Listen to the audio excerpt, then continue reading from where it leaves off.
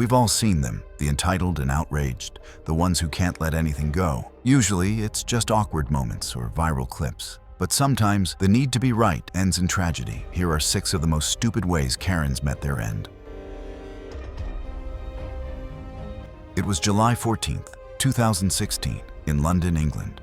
The sun set behind dense clouds that mirrored the rust and decay of the Blackwall overpass. Few pedestrians ventured there, and those who did kept to the safe edges. One woman, however, treated the bridge less like a hazard and more like a stage. Clara Benson, 37, worked part-time as a social worker, known in her East London neighborhood for outspoken campaigns against graffiti and vandalism. She had 2 children and often posted updates about local community issues on social media, combining advocacy with shared posts.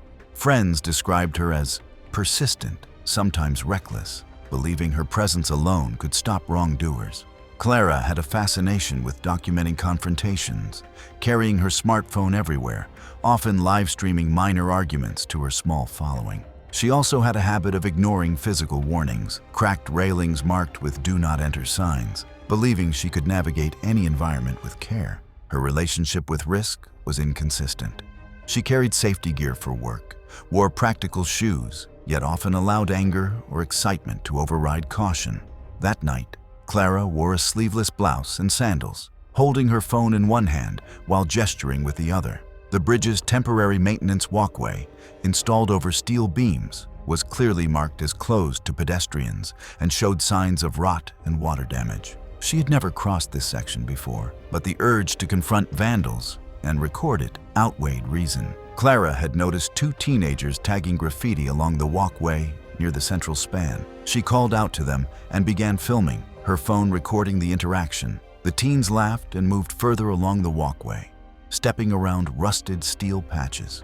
Clara followed closely, stepping over a rusted barrier, gesturing and shouting. The teens later confirmed she leaned over a visibly rotted plank on the closed maintenance platform, about 10 feet away from them on safer ground. The wind was light but sufficient to sway the structure under her weight. She stepped forward onto a section of the temporary wooden walkway, weakened by water damage and rot. One of the teenagers froze, watching. The plank cracked audibly, the wooden panel bent under her weight, and she screamed as it gave way entirely. Clara plunged approximately 15 feet onto exposed steel beams below the maintenance walkway. The sound of metal striking metal echoed across the bridge, amplified by surrounding concrete. Bystanders ran to the edge, shouting and gesturing for her to stay still while they called for help. The teenagers froze for several seconds, then moved back to safer ground while bystanders alerted emergency services. Emergency services arrived within 6 minutes, with firefighters deploying ladders and harnesses to access the collapsed walkway. While medical responders prepared for extraction, paramedics attempted resuscitation, but massive blunt force trauma to her torso and lower limbs made survival impossible. She was pronounced dead at the scene. The coroner's report listed the cause of death as multiple blunt force injuries to the chest and pelvis, with massive hemorrhage. Contributing factors included fall from height onto protruding steel beams on the rotted maintenance walkway. Structural inspection revealed widespread rot and corrosion in the closed section. Several days later, the teenagers turned themselves in to authorities. They were not charged in connection with Clara's death. Instead, they received minor penalties for graffiti and trespassing on the bridge. Clara's funeral was held quietly at a small East London chapel. Her 2 children were placed in the care of relatives, shielding them from the media and public attention. It was September 16, 2017, in Houston, Texas. The late afternoon air was hot and humid, carrying the faint chemical smell of fuel from nearby pumps. The neighborhood gas station was busy but calm. Vehicles lined at the pumps, attendants moving between tanks. Nothing suggested that a moment of frustration and recklessness would turn into a fatal incident. Marisol Vega, 42, worked as an accountant for a mid-sized Houston firm. She was organized and detail-oriented in her office, but outside, she was known for her quick temper and outspoken nature. A mother of 3, she often tried to balance family responsibilities, occasionally overestimating her control over situations. Marisol frequently posted complaints about local businesses on social media, sometimes getting into minor confrontations. Friends noted that she had little patience for perceived wrongdoing and often let indignation guide her actions, even when it contradicted common sense. At the gas station, Marisol pulled up in her four-door sedan, as she often did when running errands. She had a habit of multitasking, scrolling through her phone or juggling calls while she worked. That afternoon, dressed in casual office clothes, she stepped out with a half-smoked cigarette between her fingers, ignoring the prominent no-smoking signs posted at the pumps.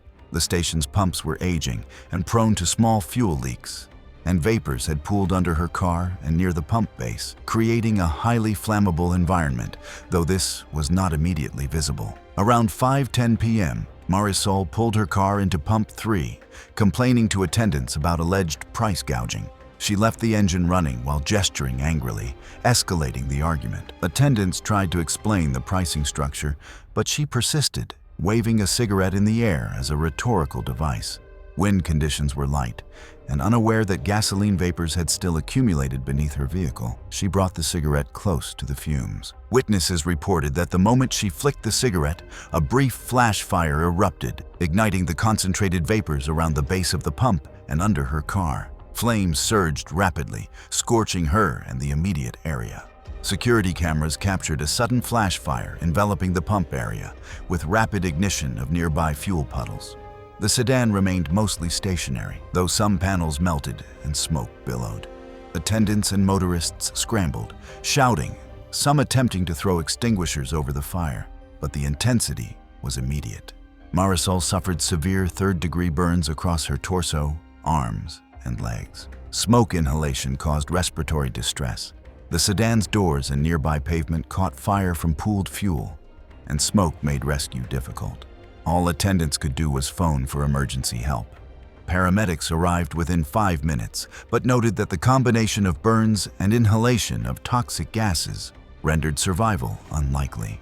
She was pronounced dead en route to the hospital. Investigators confirmed that the cigarette had ignited concentrated gasoline vapors that had pooled beneath the vehicle, reaching flammable concentrations in a confined area near the pump nozzle. The coroner's report listed the cause of death as third-degree thermal burns and inhalation of toxic combustion gases, with minor blunt trauma from the surrounding environment. The fire department contained the blaze, and the station was closed for 2 weeks for inspection and safety retrofitting. Marisol's 3 children were staying with their grandmother when the accident occurred. The family held a small private funeral 3 days later. Their grandmother later said the hardest part was explaining to the children that their mother's impatience and disregard for safety had led to her death. It was February 3rd, 2018. In Calgary, Alberta. The morning began calm, the kind of winter day that seemed uneventful to anyone passing by the snow-coated condominium complex on 14th Street. By afternoon, frustration and ego would collide with physics, and a roof meant to hold nothing more than snow would become the site of a fatal mistake. Jessica Lane, 29, worked as an office administrator at a mid-size law firm downtown.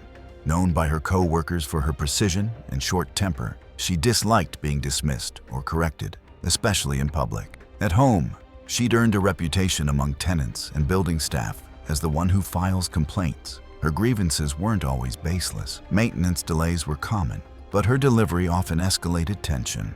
She had recently started documenting what she saw as negligence, posting short clips online with captions about accountability and safety. She framed herself as a watchdog for residents. Though her methods often bordered on reckless self-assertion, Jessica was aware that the building's roof, built in the 1980s, wasn't designed for foot traffic, especially after heavy snow. The structure used wooden trusses reinforced by steel connectors, which could weaken when saturated with meltwater. Residents were told never to access it without authorization.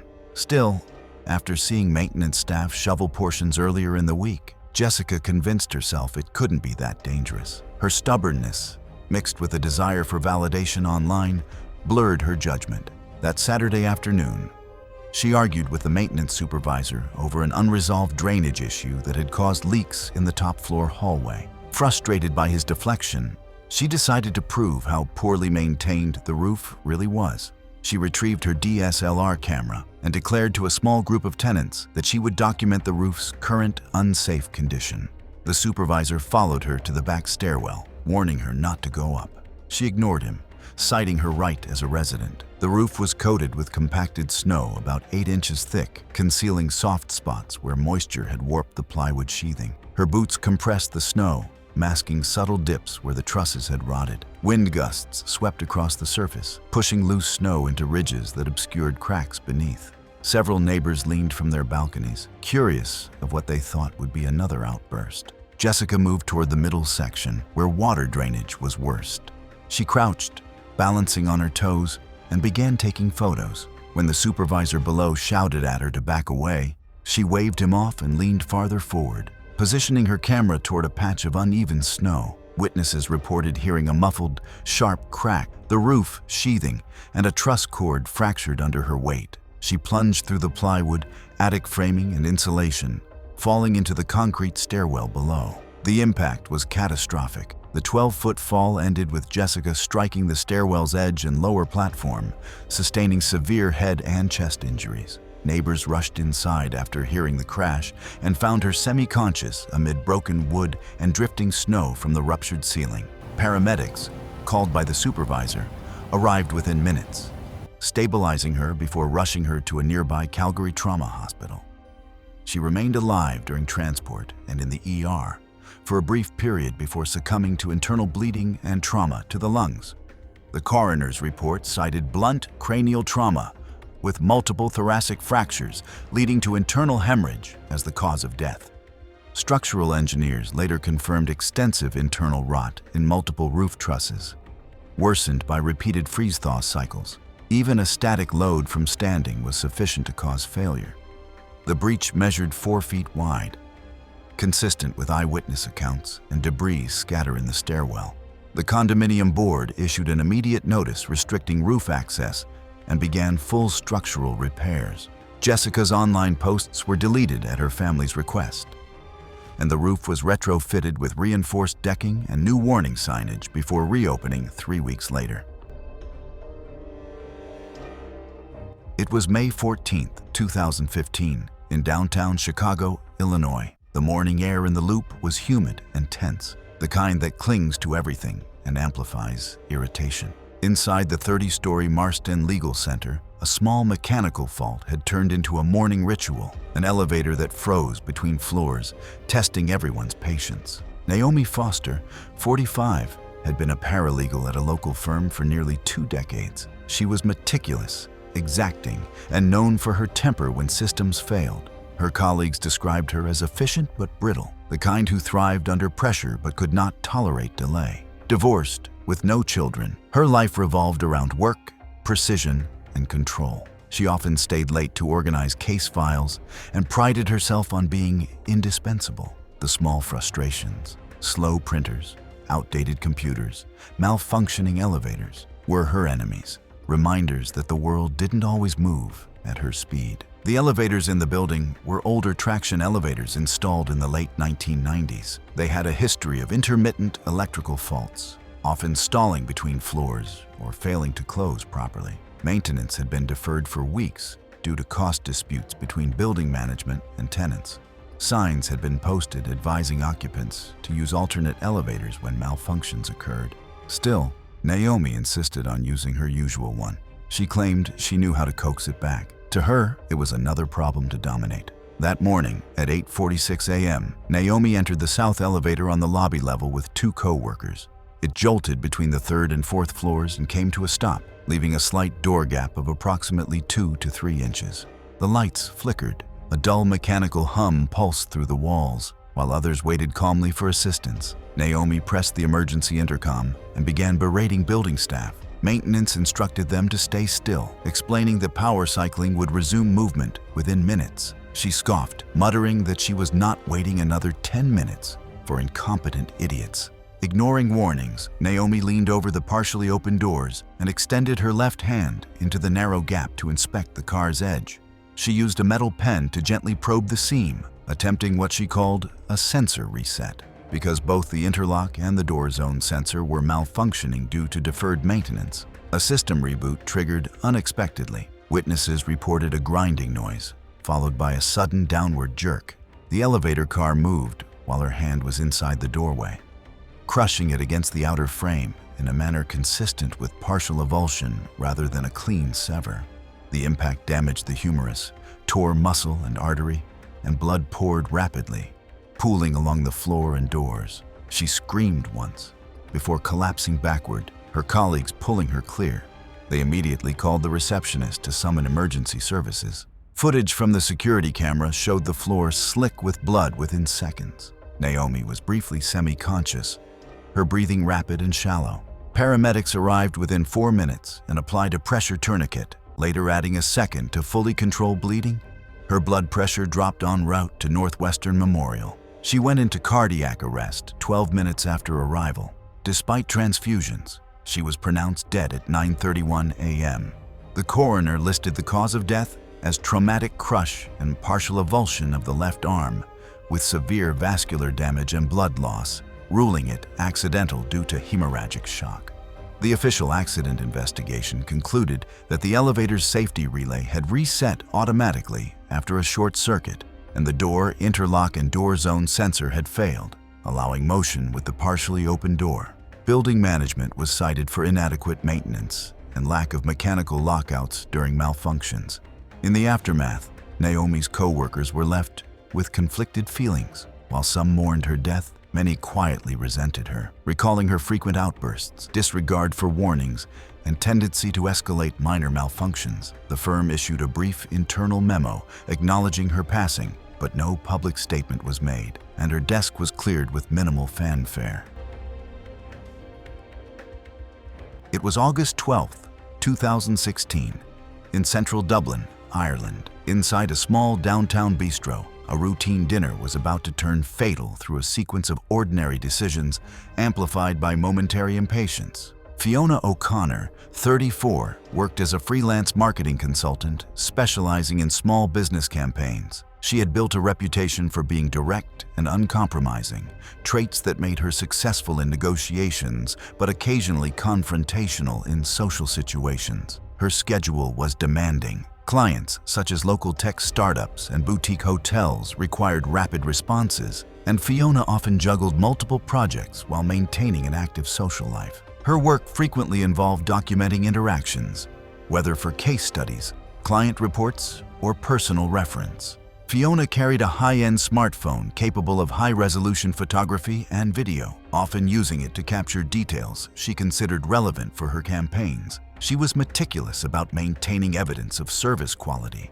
believing that real-time visual records could prevent disputes or validate complaints. That evening, Fiona dined at a popular downtown bistro, expecting a routine meal. When her order arrived incorrectly, her frustration escalated. Waitstaff tried to correct the mistake, but Fiona's insistence on capturing the moment for documentation led her to step beyond normal boundaries. She moved a chair closer to the counter, intending to film the interaction from a better angle. The floor had been recently mopped and remained slick, a minor hazard overlooked amid the low lighting and busy dinner service. Despite subtle reminders from staff, Fiona ignored the risk, convinced her stance was necessary to achieve the documentation she sought. The bistro was moderately busy. Patrons glanced up from their tables, some uneasy at the escalating argument. Fiona shifted her weight onto the chair, phone in hand, angling it toward the counter. The chair slid forward on the wet tile, tipping as she leaned, and her head snapped into the sharp, stainless steel corner edge of the counter. Immediate chaos followed. The chair clattered across the floor, and bystanders rushed to her side. She was unconscious, bleeding heavily from a scalp laceration, which was distinct from her internal injuries. With blood pooling around the impact site, staff applied pressure to the wound and stabilized her head and neck while calling emergency services. Paramedics arrived within minutes, quickly assessing the severity of her injuries. Fiona's cranial trauma was extensive. The force of the forward impact against the stainless steel edge had caused a basilar skull fracture, producing a rapid subdural hematoma and severe brain swelling. She remained unresponsive during transport. Hospital staff initiated emergency intervention, but the combination of intracranial hemorrhage and swelling was unsurvivable. The coroner later confirmed that the scalp laceration was separate from the fatal internal injury, listing blunt force trauma to the head as the cause of death. The incident prompted immediate safety measures within the bistro. Anti-slip mats were installed near service areas, and additional signage warned of wet floors. Staff underwent refresher training for handling public confrontations with safety in mind. Fiona's professional circle noted the tragic loss, but co-workers privately questioned her impulsiveness and judgment under stress, reflecting unease about the risks she routinely took in pursuit of documentation. It was March 17, 2018, in the Ascent district of Barcelona, Spain. The afternoon streets were lively, but congested, a mixture of pedestrians, scooters, and tourist foot traffic. In the midst of this ordinary urban bustle, a confrontation was about to escalate into fatal violence, not through premeditation, but through a series of misjudged actions. Laura Briones, 28, worked as an insurance assistant at a mid-sized firm in central Barcelona. Friends said that she often expressed strong opinions on social issues and personal responsibility. Laura had grown up navigating the crowded streets of Barcelona, relying on awareness and quick decision-making to get through busy city life. Her personal interests included volunteering with local charities, though she maintained a critical, judgmental streak toward behaviors she considered irresponsible. Her independent streak and sense of moral certainty often led her to intervene in situations where she believed she could enforce accountability. Laura's daily routine involved navigating crowded urban streets. She carried her work bag and a smartphone,